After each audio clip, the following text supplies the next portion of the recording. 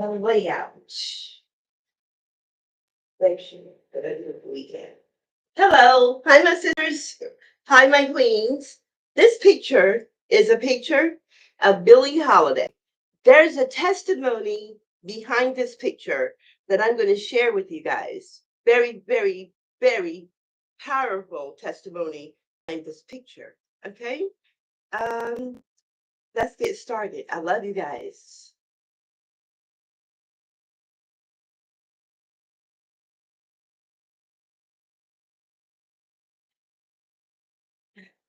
You can see the layout, the representation of the beautiful Black woman, the beautiful Black woman. Hello, once again. I am back with another special edition of PLM. And in this special edition, we are going to take a pledge to be the sobriety police to weather the storm for our sisters who are new in sobriety, helping them to face the challenges and not alone. Okay? We are also in this sobriety uniform of honor to help our sisters that's in the storm, okay? Live for our sisters who have died from addiction. Um, One of my very close friends, Keisha Mays, this podcast is dedicated to her, along with other women who have died out there in the struggle fighting an addiction. Okay?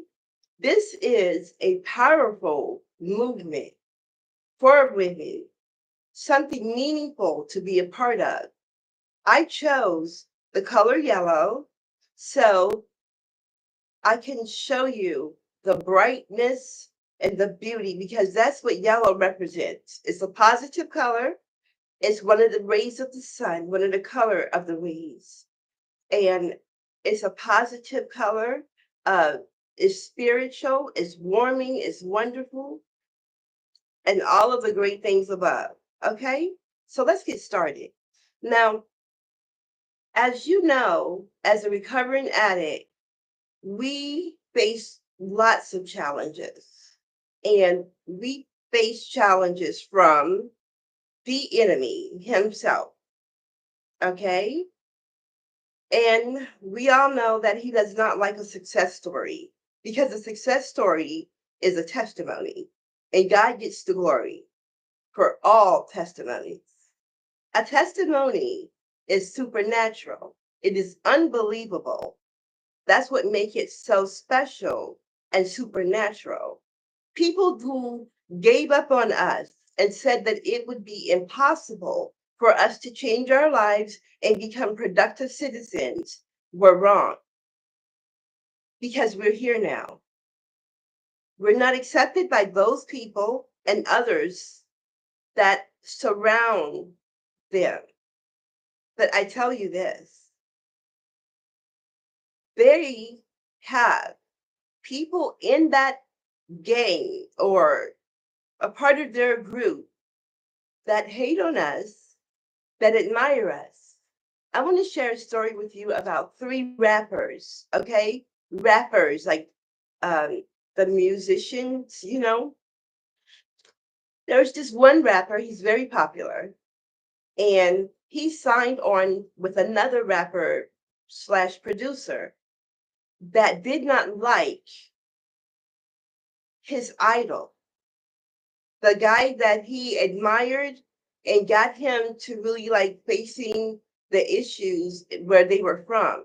He admired this man. He had honor for this man. This man was an inspiration for him, but he could not speak on it because of the one he was with who did not like the other one. Unfortunately, he never got a chance to tell that guy how much he admired him because he died. And he never got a chance. But now that he is stronger in the business and in the rap music industry, he can speak on it.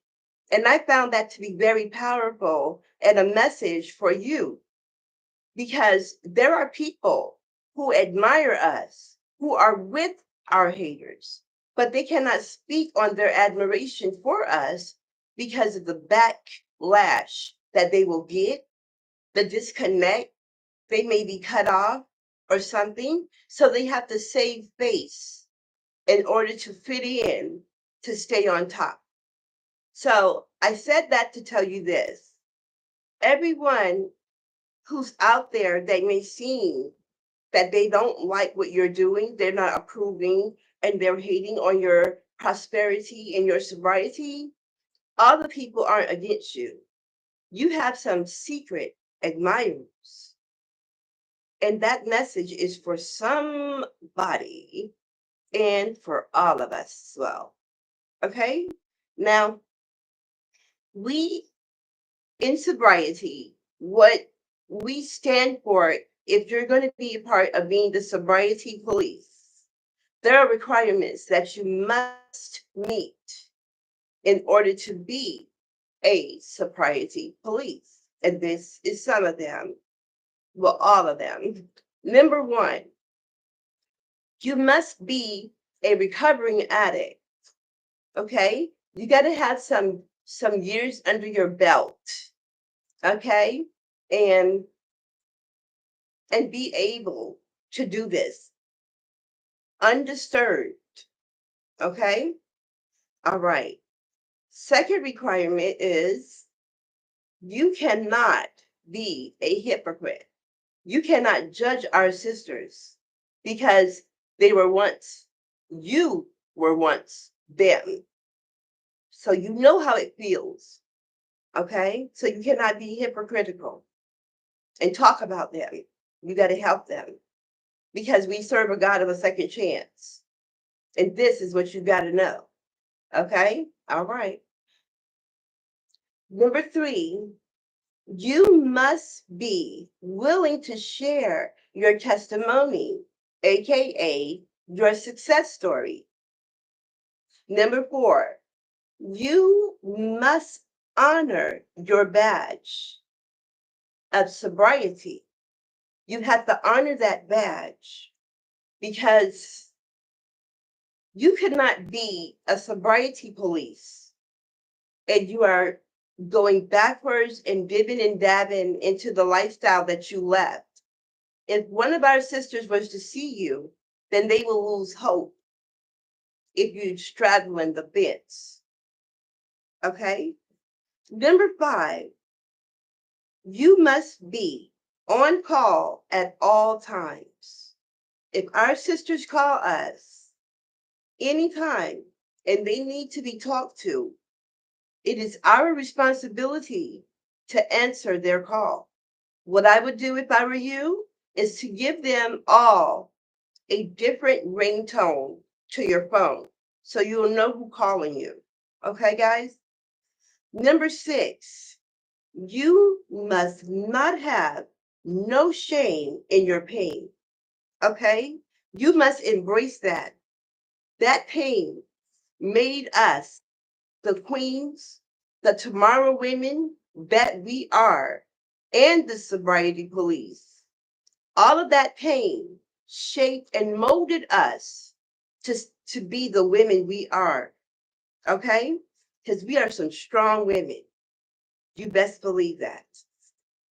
Number seven, when our sisters call, you must show up. Okay? You got to show up and shower her with love and with respect.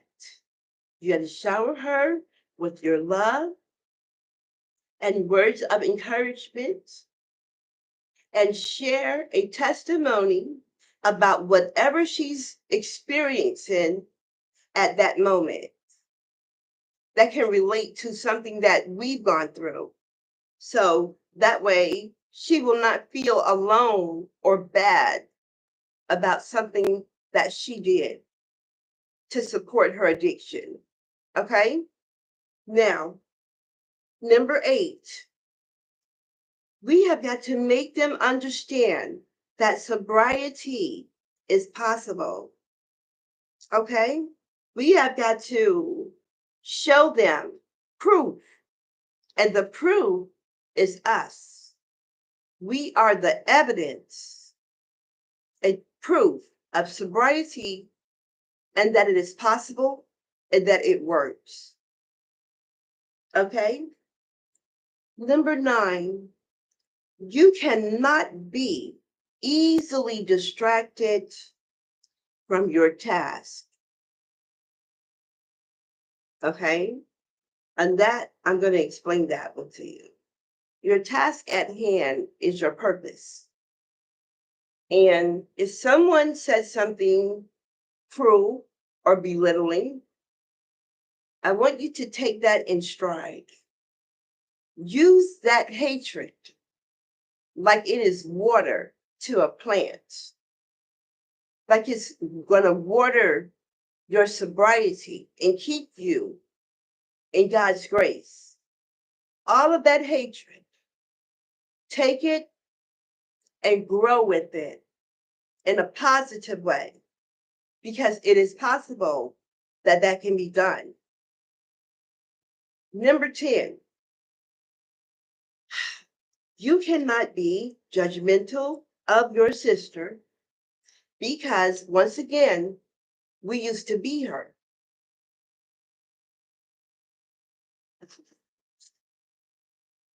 Number 11, you must encourage them to make a daily priority list, things that are very important to them, and have them to check off throughout the day everything that they have done in a positive way in their sobriety. Number 12, share our resources with them.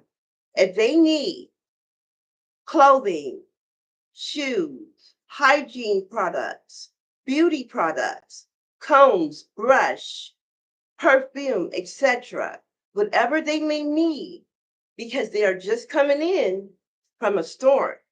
And you know how a storm does a city, a town, it tears up everything.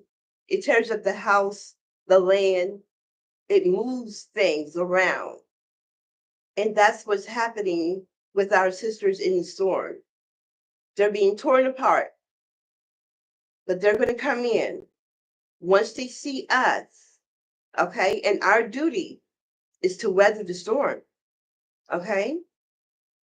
We must understand and recite the sobriety prayer to our sisters. Now, what we will do is we will carry it with us, okay? Because the sobriety prayer is not really that long, but it'll be good to have it on hand so we can read it off to them, okay? Now, this is it. God, grant me the serenity to accept the things I cannot change, courage to change the things that I can, and the wisdom to know the difference. Living one day at a time, enjoying one moment at a time, accepting hardship as it and use it as a pathway to peace. Okay? I'm going to come back to this. Well, I'm going to elaborate right now. Accepting hardship as a pathway to peace. Okay? Our hardship is going to come directly from the enemy himself. And he will use people who are tailor made to hate on your success, because the enemy does not like a success story. He hates it. He loves fail stories. A fail story, oh, that's right up his alley. Dying in sin, he wants that for us, everyone, even the people who hate on us. So when they are trying to throw us hardship, when they do that, because they will, It is their civic duty to give us a hard time, to push us on to a better life. It is their civic duty, unbeknownst to them, to make us bigger and better than what we used to be, more mature than what they are. Okay? So we're going to use that hardship as a pathway to peace. All right. Taking as he did the sinful world as it is, not as it would be or have us to be in it. Trusting that he will make all things right in our lives, because he will. If I surrender to him, to his will, that I may be responsible, happy in this life, and supremely happy with him forever, with him in the next. Amen. And that is what the Serenity Prayer is about. Okay. Lastly, what we have to do is the pledge, to pledge us in as the Sobriety Police. Now, as the Sobriety Police, we do not chase anything that's negative. We have learned to live life on life terms daily. And just the little things that we improve on, it may seem small to someone else, but to us, it is so big. And as you go along in your own personal life, you would know exactly what those things are. Okay? Now, our pledge is, I pledge to be my sister's keeper at all times. I pledge to take her life as seriously as I take my own life. I pledge to show her love and respect. I pledge to encourage her on her journey to sobriety with my experience, my knowledge, and my wisdom, so that she will become strong in her sobriety, so that one day she may become a leader. Okay? She may become a leader as I am, and the keeper of her sisters. I honor this pledge because I am my sister's keeper. Therefore, I shall keep my sisters out of harm's way. If you have accepted your Sobriety Police badge, we carry it in our hearts right now. But as soon as God gave me my breakthrough gift for spreading his word and not waiting until I am all polished up and I'm doing it, my sister Tasha Cobbs said, don't wait to spread the word. Do it now. Don't wait till everything is perfect and then you want to go out. Where's your proof? My proof for my little sisters who are coming up behind me in the next generation, my war room are my teeth. We all have different wounds, some visible, some invisible. But that is our proof. Those are our war wounds. Those are the wounds that our Heavenly Father will improve on.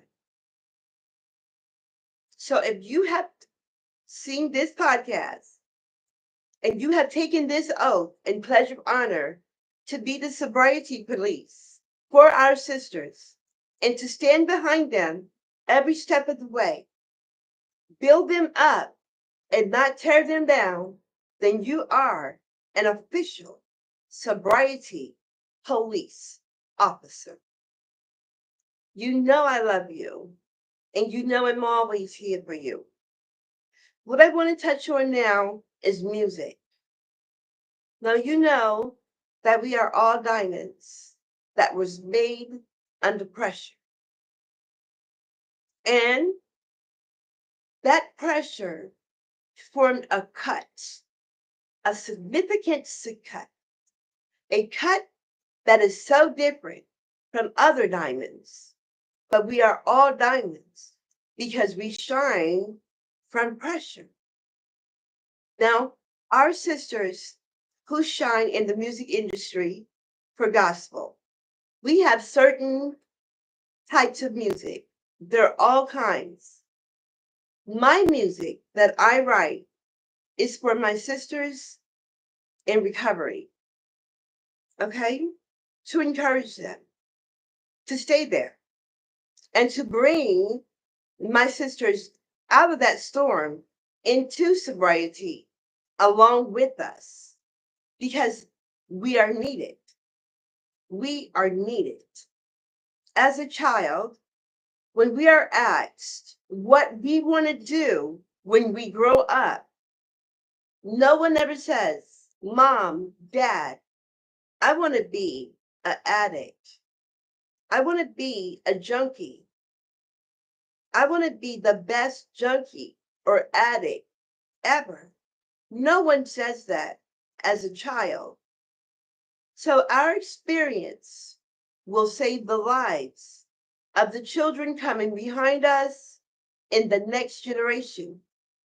They will see us and they will see hope. Even if they slip into the darkness, they will see hope and we will be there to weather the storm as the sobriety police. Do you understand that this movement is meaningful, is powerful, is a necessity?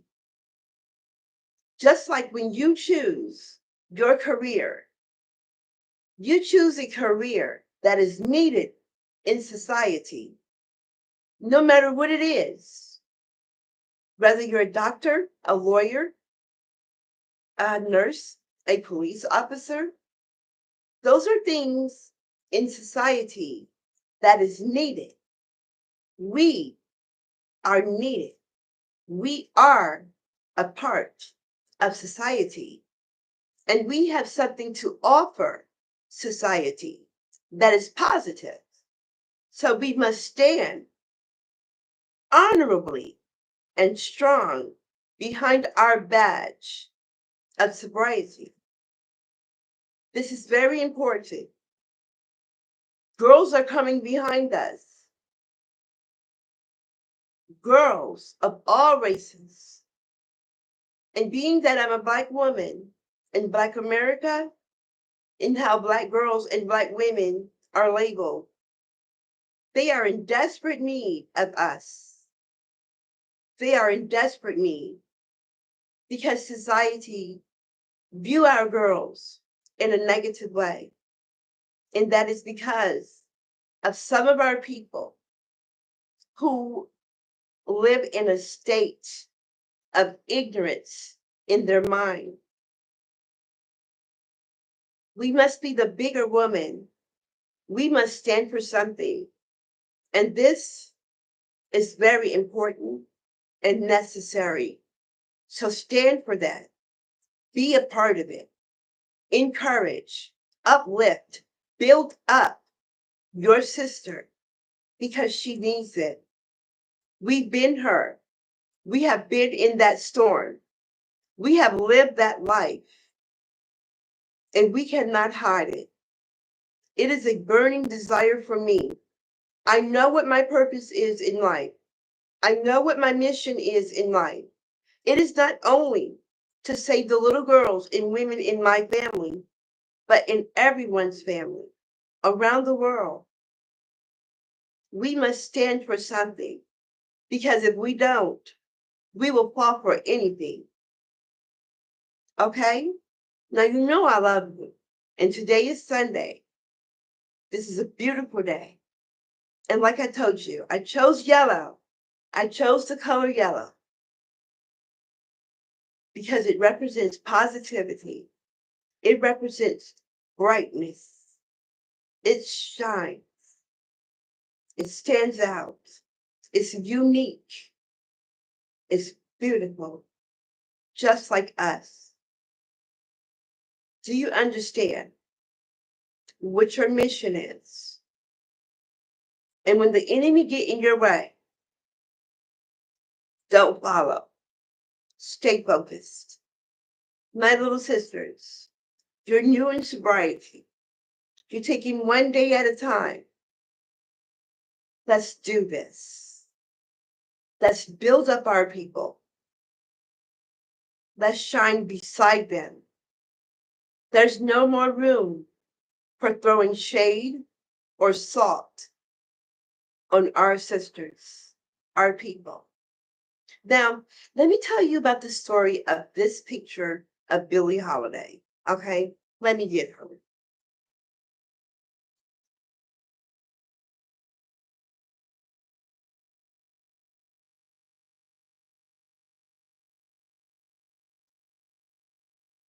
Everyone, this is Billie Holiday in her beauty, her light, and her shine. Now, let me tell you my testimony. As I told you, I write music and I sing my music that I write. I've sung a few of them on Pod. You've heard them. Billie Holiday wrote a song called Strange Fruit. It was a song of truth that shined a light on the negative treatment, inhumane and cruel treatment of Blacks in the South. She sung that song with courage. She stood up for our people through music, and it resonated with us. Hanging from trees, bulging eyes and twisted mouths, the smell of rotten flesh throughout the air. Fruit for the crows. She was told not to sing that song by the government because she shined a light on them. They arrested her one time, two times. You get what I'm saying? She didn't quit. She didn't give up. She did not give in. She did not give up.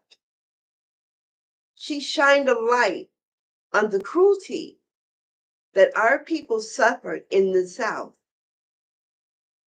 She was an addict as well, but she was beautiful, like all addicts. We are never met. We are discovered because we are a treasure who has been buried and hidden under other people's backlash, down bedding, salt pouring, shade growing. So when someone meets us, they discover the beauty within us, not what they see, not what they heard, but what we really are. That's what they discover in us. So, like Billie, I wrote songs. And one day I was in here practicing, getting it ready. And every time I tried, the enemy tried to attack me from the outside. You know, neighborhood hatred from our people who surround me. They would talk louder, name call me every time I tried. So then I started to think about Billie Holiday. And I thought about her truth in her song. I thought about her truth and what she represented. And I elaborated. No one heard me. Only me and God was in this house. A couple of days later, I was going with my daughter for her to take me to the dentist to get my teeth done. And she couldn't make it there because it would have interfered with her appointment. So I decided I would go to another dentist to get my work done.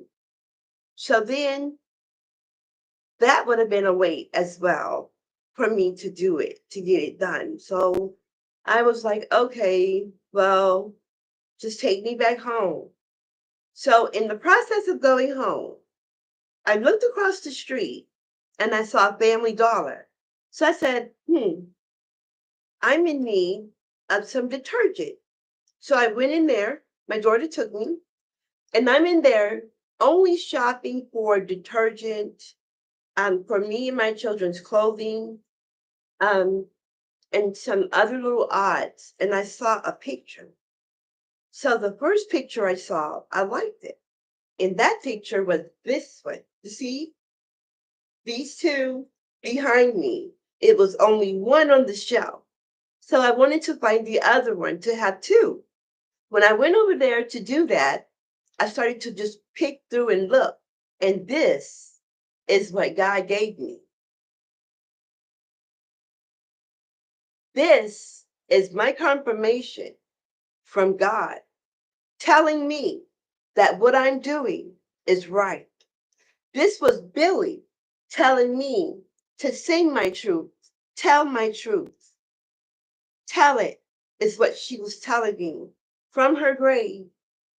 And God in heaven giving me confirmation that what I am doing right now, what I represent right now, is positive, it's needed, and it is His work. So I cannot be deterred. I cannot be stopped by the enemy. I shall not, I will not, because He won't let it. There's a calling on our lives, and I know you feel it. It's a burning desire.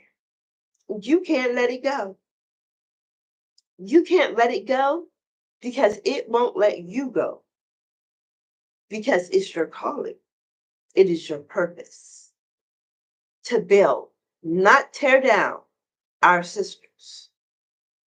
I dedicate this podcast to my friend Keisha Mays, Billie Holiday, and all of our sisters in the storm and our fallen sisters who died in addiction and who died because someone used that drug to lure them into a dark place to take their lives. I thank you very much for tuning in. I thank you for your subscriptions and following me. And that's encouraging within itself to know that someone is watching and someone understands and someone knows. Someone is watching all of us. And they may talk about you all the time, but one day they're going to talk about you to the right person. And that person is going to come up and discover you. And you will work for God for real. I love you. This has been Denise Jenkins with another edition of PLM. People like me. I am my sister's keeper. Therefore, I shall keep my sisters out of harm's way. Please like, subscribe, share, and send your comments to Our Father's Podcast. I love you.